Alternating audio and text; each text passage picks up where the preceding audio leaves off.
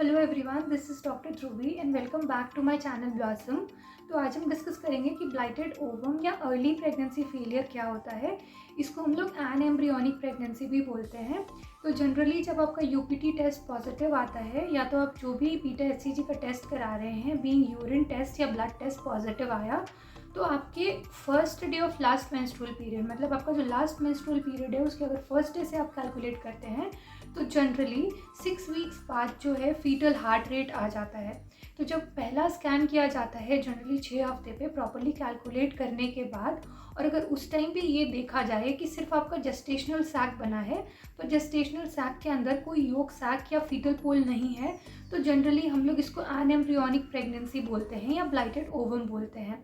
पर इसका क्राइटेरिया क्या है? अब मान लीजिए आपने 6 हफ्ते पे यूएसजी स्कैन कराया, तो बहुत फीमेल्स में पीरियड्स इरेगुलर होते हैं, तो वो प्रॉपर्ली कैलकुलेट नहीं कर पाते हैं कि जो टाइम है, जो फ्रीक्वेंसी है वो सही है कि नहीं।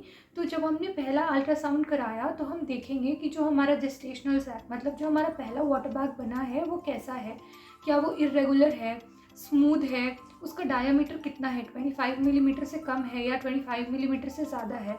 तो अगर आपका बिल्कुल स्मूथ रेगुलर जेस्टेशनल सैक बना है और उसका जो डायामीटर है, मीन सैक डायामीटर है 25 मिलीमीटर से कम है, और अगर कोई भी ब्लीडिंग या क्लॉटिंग डिटेक्ट नहीं हो रही है आपके सैक में, इसका मतलब आपके पास टाइम है। डॉक्टर आपको ये बोल सकते हैं कि 2 हफ्ते बाद आप वापस से टेस्ट रिपीट कराइए, वापस से अल्ट्रासोनोग्राम अपना रिपीट कराइए। तो 2 हफ्ते बाद आपको वापस रिपीट कराना है। तो ये होता क्यों है? बहुत बार ये इसलिए होता है क्योंकि जो हमारे ओव्यूलेशन का टाइम है वो बिल्कुल वैसा ही नहीं हुआ है जो हमने कैलकुलेट किया है, या तो जो फर्टिलाइजेशन का टाइम है वो बिल्कुल वैसा ही नहीं हुआ है जो हमने कैलकुलेट किया है।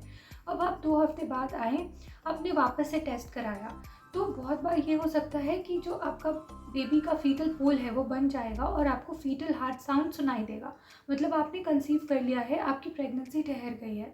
पर बहुत चांसेस में ये होता है कि आपकी अभी तक फीटल हार्ट रेट नहीं आई है 8 हफ्ते के बाद भी। तो बहुत लोग ये क्वेश्चन पूछेंगे कि हम 6 हफ्ते में ही अल्ट्रासाउंड क्यों करा रहे हैं पहली बार? क्योंकि मेजॉरिटी ऑफ द फीमेल्स में 6 हफ्ते में फीटल हार्ट साउंड आ जाता है। अब आपने 8 हफ्ते में कराया, 8 हफ्ते में भी नहीं आया फीटल हार्ट साउंड, मतलब ये आपकी अनएम्ब्रियोनिक प्रेगनेंसी है, अर्ली प्रेगनेंसी फेलियर है, या तो आपका ब्लाइटेड ओवम फॉर्म हुआ है। इस केस में आपको मेडिकली प्रेगनेंसी अपनी टर्मिनेट करनी पड़ेगी। बट एक नेचर का वे है, नेचर भी यही चाहती है कि प्रेगनेंसी टर्मिनेट हो जाए, तो जनरली आपको ब्लीडिंग हो जाएगी और आपका प्रेगनेंसी टर्मिनेट हो जाएगा। पर बहुत सारे पेशेंट्स बोलते हैं कि नहीं, हम देखना चाहते हैं, हम चेक करना चाहते हैं 2-3 हफ्ते और रुक के कि क्या हमारी प्रेगनेंसी ठहर रही है या नहीं ठहर रही है। तो इसमें भी कोई बुरी बात नहीं है, आप ठहर के देख सकते हैं, आप वेट कर सकते हैं 2 वीक 3 वीक, इसमें कोई भी बुराई नहीं है। पर आपको ये याद रखना पड़ेगा कि आपको कभी भी बीच में ब्लीडिंग शुरू हो सकती है। तो ये होता क्यों है, इसके कारण क्या होते हैं? पहला तो ये कि आपका जो एम्ब्रियो बना है वो डिफेक्टिव है, मतलब उसमें कोई जेनेटिक डिफेक्ट है। दूसरा ये कि जो स्पर्म था वो डिफेक्टिव था। और तीसरा ये जो या तो ओवम हमारा था वो डिफेक्टिव था। तो अगर इनमें से कोई भी सिचुएशन होगा तो नेचर खुद नहीं चाहती है कि जो बेबी प्रोड्यूस हो, जो बेबी बने, वो अनॉमलस हो। तो इसमें ये होता है कि प्रेगनेंसी लॉस हो जाता है। तो क्या चांसेस है कि नेक्स्ट टाइम भी ये होगा आपके साथ, मतलब आपका ब्लाइटेड ओवम फॉर्म होगा? तो इसके चांसेस बहुत ही कम होते हैं। तो इसलिए आपको नेक्स्ट प्रेगनेंसी के टाइम टेंशन लेने की कोई ज़रूरत नहीं है कि क्या फिर से मुझे एन एम्ब्रियोनिक प्रेगनेंसी तो नहीं होगी।